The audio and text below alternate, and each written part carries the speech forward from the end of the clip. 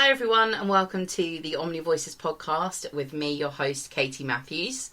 Today I am absolutely delighted to be joined by the wonderful Vivian McKinnon, and I'm sure we're going to have a very, very interesting conversation, and there'll be loads and loads, I'm sure, that you can learn from this absolutely inspirational, intelligent woman. I have learned so much from Vivian just in the few years that I've known her, and she is an absolute light in the darkness. So thank you so much, Vivian, for joining me today. You're more than welcome to the show. Thank you, Katie. No problem at all. Would you be happy just to introduce yourself? Just tell us a little bit about, who you are and what it is that you do. Sure. My name is Vivian McKinnon. I am a mum to 3 absolute legends. And I am the owner and founder of HydroEase, Northern Ireland's only dedicated flotation centre, where I offer services around recovery from trauma and just in relaxation and just getting people to a place where they have a better understanding of themselves. I am an author, I am a public speaker, I'm the regional coordinator for Smart Recovery. I have lots and lots of different hats, but basically I'm just a person trying to navigate the world in the best way possible for me. I love that. I think we're all in that place at the moment, Vivian. Exactly, that's it. Just try and navigate your way through and see what happens, hey? That's it. There's the mire. Just on you go. That's it. No, that's great. Thank you very much for that. And, that's a very abridged introduction because you are extremely accomplished and have done so many wonderful things, my goodness, including winning Businesswoman of the Year as well a couple of years ago. Am I right in saying that? Yeah. That was a UK Business Award, so I won the Businesswoman of the Year for Northern Ireland. 2019. It was also the year that I was on the top 100 female entrepreneurs. Amazing. So it was a good year. It was a good year. Yeah, we like that year. And then COVID came and went stop. Exactly. It was like, no, sorry guys. So you're having it a bit too easy at the moment. But no, that's brilliant, and congratulations again. More than worthy. So you were saying that there, obviously, that you run HydroEase, that you are, doing these things around flotation. For anybody that doesn't know about, what flotation therapy is and how it works, I'm, again, the abridged version, I suppose, of this, because I imagine there's a lot of science behind it. I was just going to say, Katie, you're not going to ask me what is flotation therapy. Yeah, so flotation therapy, I suppose in a nutshell, is for me, it's the perfect antidote to our modern frenetic world. We're not supposed to live the way we're living right now.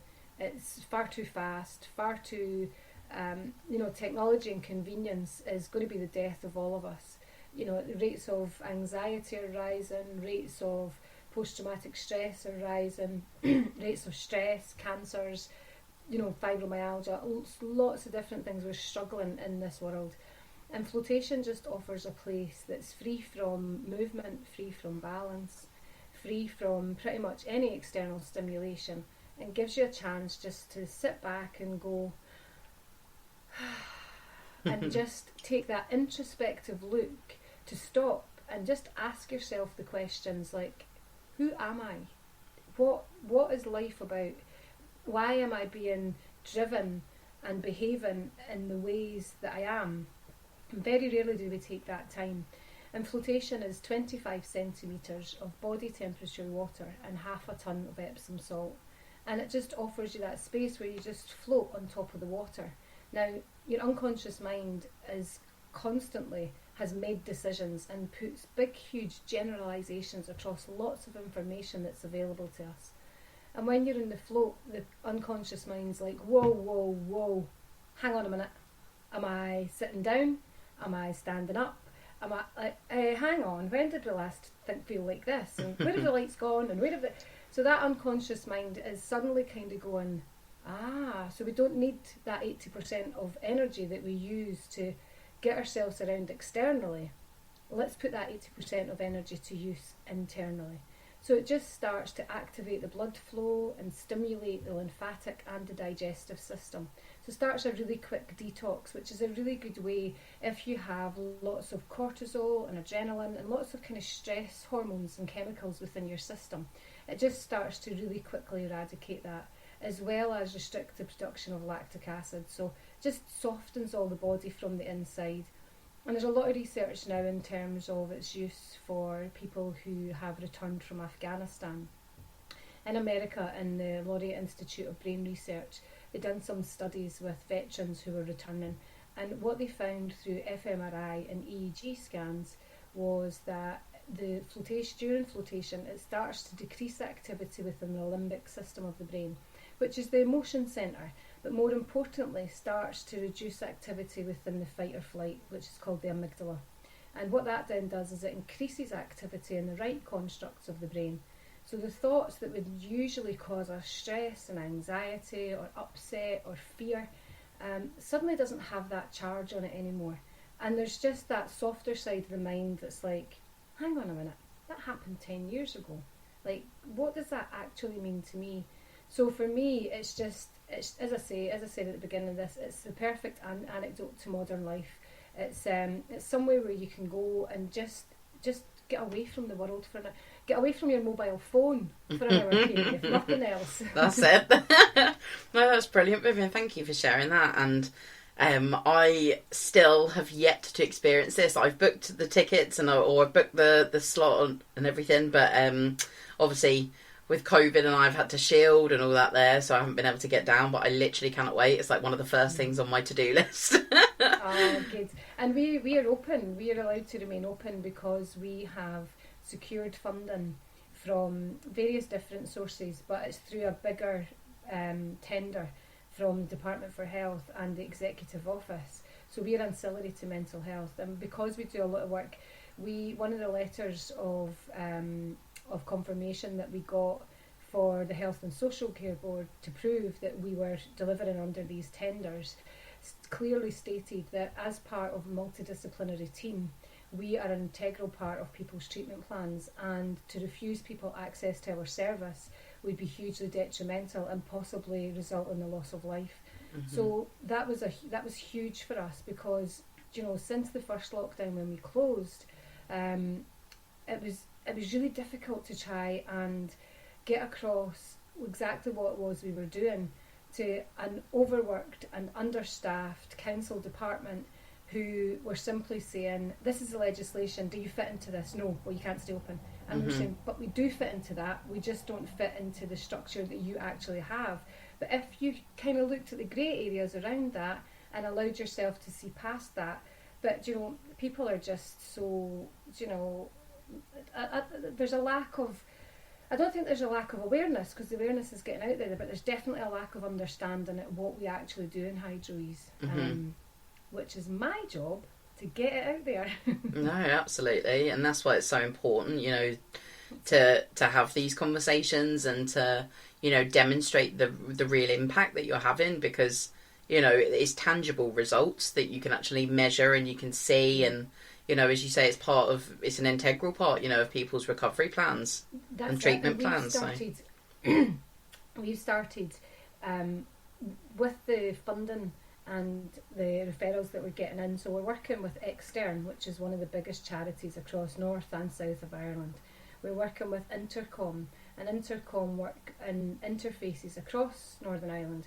So we have clients coming in from Carrick, from Larne, from Tweddell and Woodvale, which is a real flashpoint in terms of interfaces. And when we first started getting them when we first started getting the referrals, I was kind of looking and going, this is a fantastic opportunity for us to evaluate what we're doing.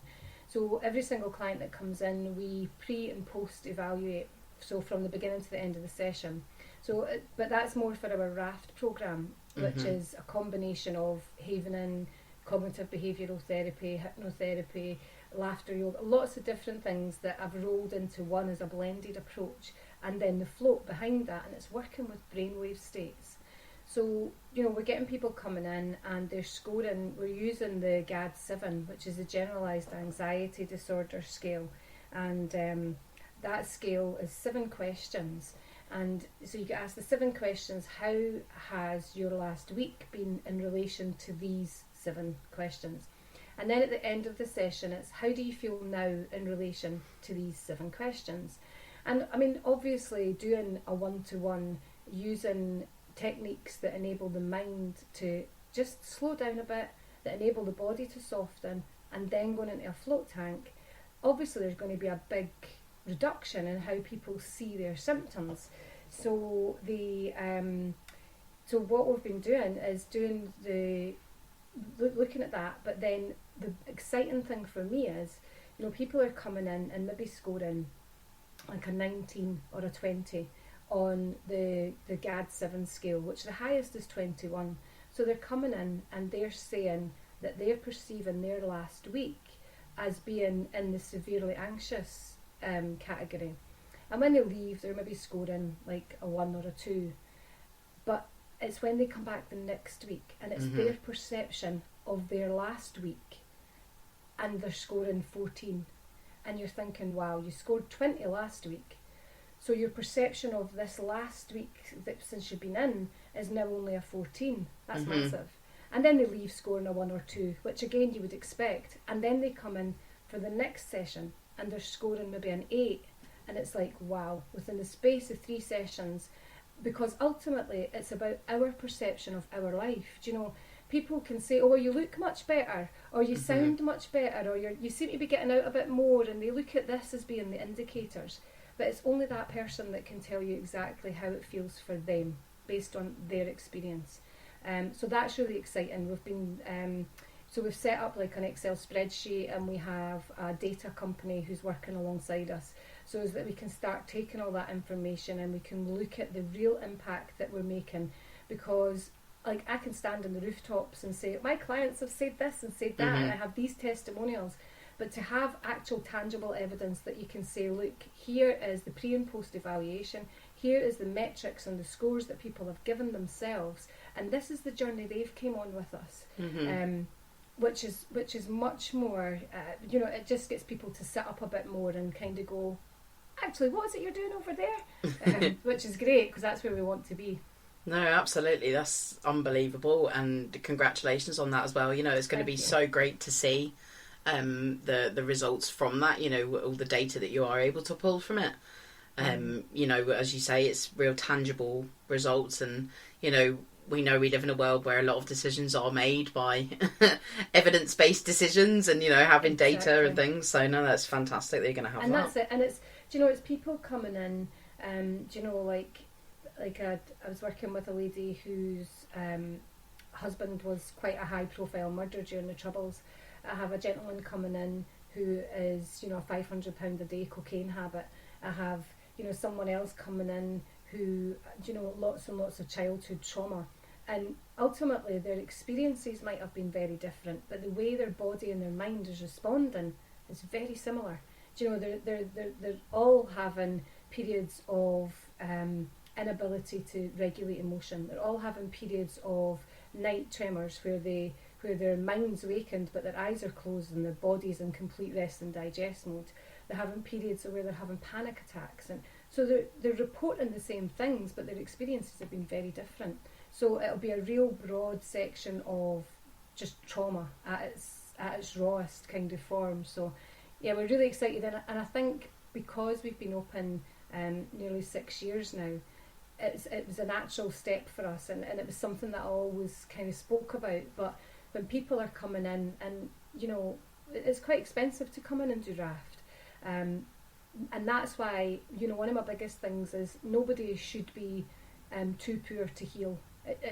Finance just shouldn't come in it, and that's why I went to get securing funding, and that's why I went to go and get the ears of the charities and the organisations who have this money, who are looking for something different, who are really kind of are really proactive in their thinking, and they're looking at that whole thing of, if you always do what you've always done, you'll always get what you've always got, and they're looking at alternative ways and kind of saying, that might work for one client, but it doesn't work for another client. What else is out there? And I think it's a really exciting time for that. I really see a big change in how the people who are securing these funds are actually then going and spending them, which is really exciting. No, that's definitely nice to see that change as well. And I think I'm very much, I imagine, of the same mindset as yourself, where, you know, healing and going on that journey towards better health is so